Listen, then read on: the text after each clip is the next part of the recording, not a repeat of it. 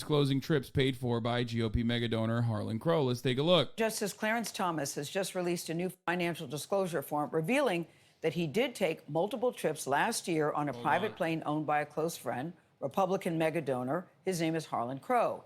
Now, this follows published reports that question the justice's personal ethics. Jan Crawford has more on that part of the story.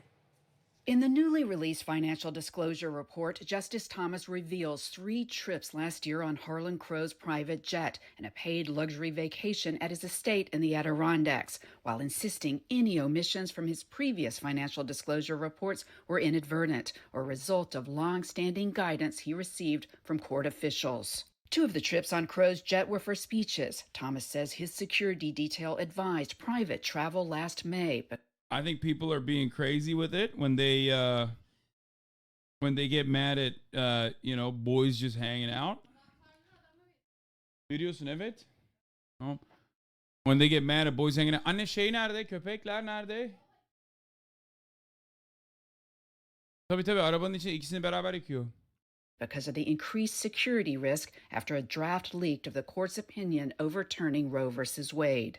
Thomas also amended a filing regarding a real estate transaction with Crow, who in 2014 bought 3 properties from Thomas and his family members in Savannah, Georgia, including his mother's home. Thomas said he didn't realize he had to report the sale because he didn't make a profit from it.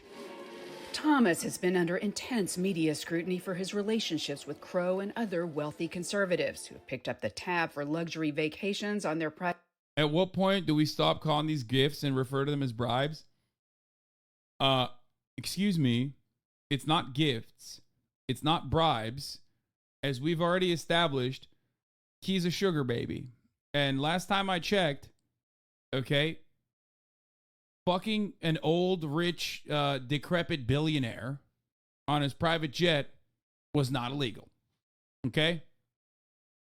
At a certain point, they're just fucking. Okay? I'm sorry. There is no shot. I mean, these guys, they hang out way too much. Who the fuck loves Clarence Thomas that much? Who even likes Harlan Crow that much? They're perfect. Private jets and yachts, prompting criticism from Democrats, even if these friends may not have had business before the court. If there is, and I quote, reasonable cause to believe, close quote, that Justice Thomas willfully failed to file, then it must refer him to the Justice Department for further investigation. Thomas's attorney said those suggestions were ridiculous and motivated by hatred for his judicial philosophy. Yeah, dude.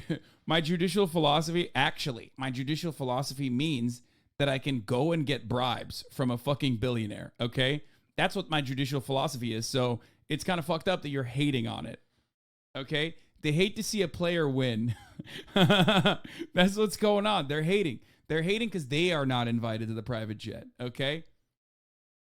My judicial philosophy is I like flying around on private jets. So you're hating on that, it seems.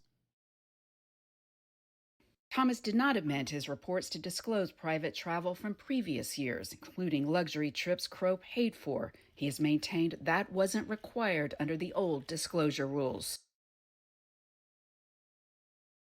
It is kind of nutty that, like, the Supreme Court that basically has, like, this unlimited permanent power in our completely fucked up system gets to have dudes that do whatever the fuck they want to do. Like, straight up.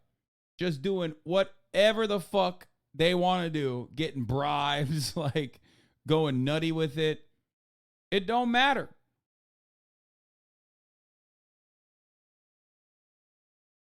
What are you going to do about it? What are you going to do about it? There's no accountability built into the system. You know what I mean? There's just nothing. There's nothing you can really do about it. And there's not really any consequences.